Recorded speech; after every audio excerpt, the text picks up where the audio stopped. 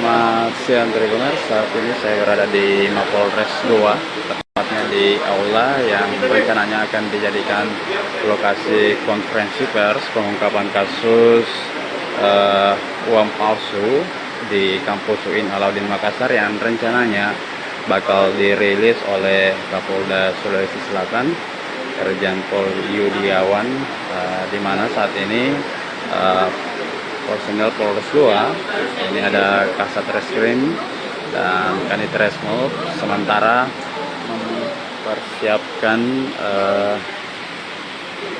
rilis dengan menampilkan barang bukti yang disita. Ini diantaranya ada printer berukuran besar, ada juga mesin menyerupai mesin fotokopi. Kemudian ada beberapa peralatan monitor, ini print, ada kompresor juga, dan beberapa kardus serta box plastik yang disita. Juga ada kertas tipis, ini ada kertas tipis yang diduga digunakan sebagai alat untuk mencetak uang palsu. Ada juga beberapa CPU komputer. Ya, penampakannya cukup banyak barang bukti yang disita Polres Gowa yang rencananya pengungkapan ini akan dipaparkan ke publik oleh Kapolda Sulsel. Selain itu ada juga alat pengetes uang palsu, ini beberapa kepingan uang palsu tadi yang Anda lihat, ada beberapa.